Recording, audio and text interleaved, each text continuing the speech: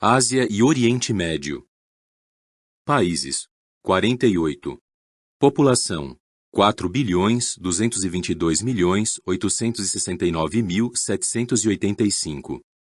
Publicadores: 674.608. Estudos bíblicos: 662.736. Um conflito é evitado. A caminho de um funeral, um grupo de testemunhas de Jeová passou por um pequeno povoado na Indonésia. Um pioneiro viu alguns jovens na beira da estrada, foi falar com eles e deixou a brochura Escute a Deus e Viva para Sempre. Algum tempo depois, uma irmã passou pelo mesmo lugar ao voltar para casa. Um homem se aproximou com a brochura na mão e lhe agradeceu por dá-la a seus filhos. Ela salvou a vida dos meus filhos, disse ele.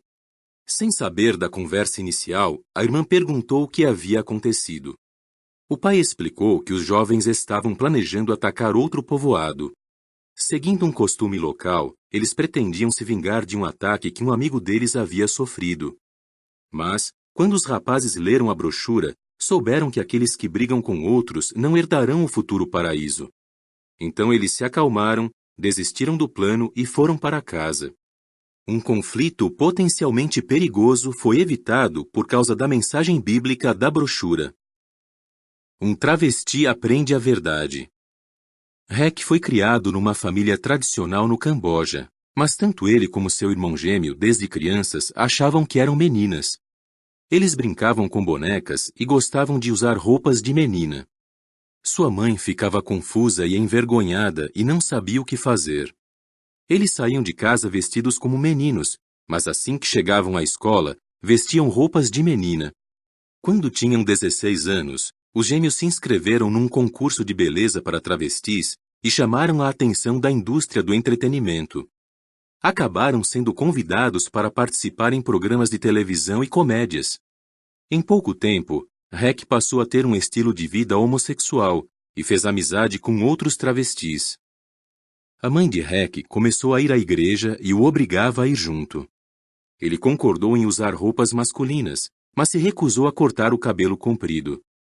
O pastor sempre criticava Rek e zombava de seu estilo de vida. Mesmo assim, Rek achava que valia a pena estudar a Bíblia na igreja. Na primeira semana, ele levantou cedo e pedalou alguns quilômetros até a igreja, mas o pastor não estava com vontade de ensiná-lo e inventou uma desculpa. Na segunda semana, o pastor nem apareceu e Rek ficou com muita raiva. No entanto, quando Rek chegou em casa, seu irmão disse que uma mulher tinha passado oferecendo um estudo bíblico gratuito. Ela havia deixado o livro O que a Bíblia realmente ensina. Os gêmeos começaram a estudar a Bíblia com a irmã e seu marido. 6 meses depois, o irmão de Rek parou de estudar porque não se sentia preparado para mudar seu estilo de vida. Mas o texto de 1 Coríntios 6, 9 e 10 mexeu muito com Rek, e ele se deu conta do que precisava fazer. A leitura e o estudo da Bíblia, as orações e a assistência às reuniões o ajudaram a ter forças para limpar sua vida. A mãe de Rek também está estudando e fazendo progresso. Quando Rek foi batizado, ela disse com lágrimas nos olhos: "Estou tão feliz que meu filho se batizou como homem." Hoje ele é pioneiro regular. Uma curandeira abandona o espiritismo. Oriá era curandeira, conselheira espírita e vidente. Um casal de pioneiros especiais que servia em Haifa, Israel, falou com ela ao pregar de casa em casa. Ela os recebeu com as palavras: "Se vieram falar sobre Deus, podem entrar." Sua casa estava cheia de objetos místicos e espíritas. Ela disse que recebia mensagens de Deus, algumas através do espírito de um rabino falecido. Oriá ficou interessada quando lhe falaram de um estudo bíblico no livro Bíblia Ensina. Apenas 2 dias antes, ela tinha orado a Deus pedindo que enviasse alguém para lhe ensinar a Bíblia, sem a influência de interpretações rabínicas. Depois de 1 mês de estudo, ela perguntou: "Existem outras pessoas que têm as mesmas crenças que vocês?" Ela foi a uma reunião congregacional e ficou impressionada pelo modo cordial e amoroso com que foi recebida. Desde então, ela frequenta todas as reuniões. Com 2 meses de estudo, Oriá perguntou: "Não é nas assembleias que as pessoas são batizadas?" Então, vocês têm 2 meses para me preparar para o batismo. Como primeiro passo, ela jogou fora todos os seus objetos espíritas, que eram muito caros, e parou de trabalhar com isso. Em seguida, começou a dar testemunho a outros, mostrando o livro Bíblia Ensina e as revistas a todos os seus ex-clientes. Quando ficou doente, recusou-se a usar seus anteriores métodos de cura. Por ter abandonado sua profissão, ela ficou 4 meses sem ganhar nenhum dinheiro. Mesmo assim, para poder se dedicar mais às atividades espirituais, ela estabeleceu algumas condições para aceitar um emprego: 4 dias por semana, 6 horas por dia. Por fim, ela encontrou um emprego adequado. Daí, vendeu a casa grande que tinha e alugou um pequeno apartamento. Com o tempo, Oriá conseguiu se qualificar para o batismo. Mas, uma semana antes da assembleia, ela quebrou a perna. Sem desanimar, ela foi batizada com a perna engessada. Hoje, Oriá é uma publicadora ativa. Ela dá testemunho a ex-clientes e dirige alguns estudos bíblicos. O membro de uma seita encontra a verdade. Um estudo bíblico foi iniciado com 2 irmãos gêmeos surdos numa região montanhosa remota das Filipinas. Eles pertenciam a uma seita que acreditava que seus adeptos não poderiam ser feridos por armas se usassem certos amuletos e lenços. Os 2 tinham recebido treinamento para manusear facas, facões e armas, e haviam participado em muitas batalhas contra grupos rebeldes nas montanhas. Eles receberam permissão para estudar a Bíblia, desde que não abandonassem a seita. Os irmãos, naturalmente, incentivaram os gêmeos a tomar sua própria decisão com base no que aprendiam na palavra de Deus. Um deles não se sentiu preparado para fazer as mudanças necessárias a fim de servir a Deus de modo aceitável. Mas o outro continuou estudando. Para encorajá-lo, seu instrutor abriu a Bíblia e explicou em língua de sinais. Seu nome, Samuel, está na Bíblia. O Samuel da Bíblia serviu o Deus verdadeiro, Jeová, até ficar bem idoso. Você também pode obedecer a Jeová de modo fiel. Isso tocou o coração de Samuel. Se meu nome está na Bíblia, pensou ele, eu também devo ficar do lado de Jeová. Ele saiu da seita, queimou todos os seus amuletos e objetos espíritas e fez rápido progresso.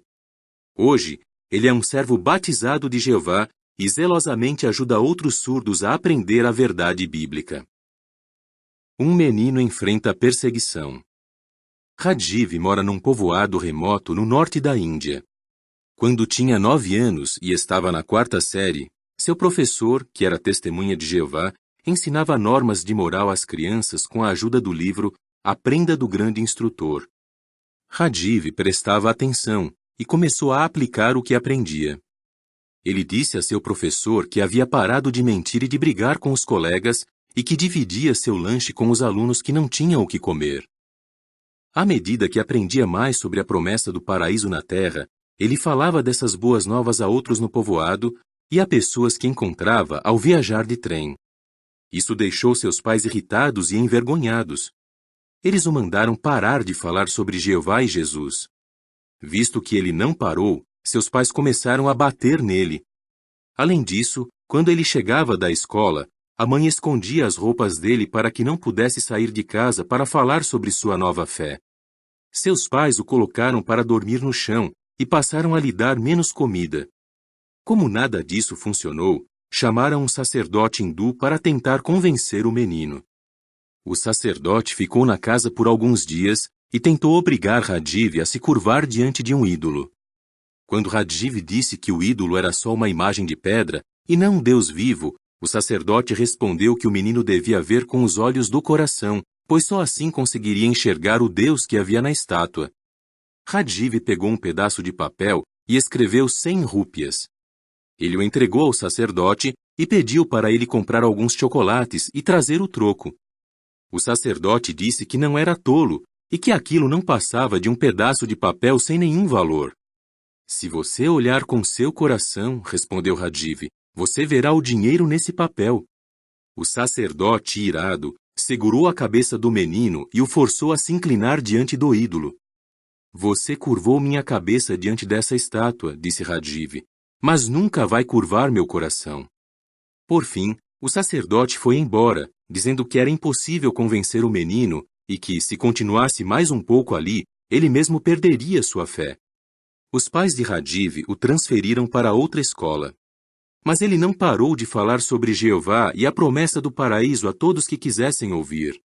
Agora, com 10 anos, ele continua a confiar na ajuda de Jeová para manter forte a sua fé. Ela encontrou a Bíblia que estava procurando. Enquanto Larissa dava testemunho a uma vendedora numa livraria na Armênia, uma mulher entrou e pediu a Bíblia do Novo Mundo. A vendedora disse que eles não tinham essa Bíblia, mas que poderia lhe mostrar outra tradução em armênio. Ela é fácil de entender? Perguntou a cliente. A vendedora leu alguns versículos e disse: Parece que sim. Sem se convencer, a cliente insistiu que precisava da Bíblia do Novo Mundo. Larissa se deu conta de que poderia mostrar sua própria Bíblia para a mulher. Ela pediu que a mulher lesse o título, Tradução do Novo Mundo. Era exatamente a Bíblia que ela estava procurando. A cliente explicou que sua filha e genro moravam na Grécia e tinham começado a estudar a Bíblia com as testemunhas de Jeová. Visto que ainda não haviam aprendido grego, lhe pediram para levar uma tradução do Novo Mundo em armênio na próxima vez que fosse visitá-los. A irmã entregou sua Bíblia para a mulher e disse: Leve esta Bíblia para eles e diga que é um presente de Jeová. Larissa também se ofereceu para lhe ensinar a Bíblia, e a mulher ficou muito feliz. Elas trocaram números de telefone para que a mulher pudesse começar a estudar assim que voltasse da Grécia.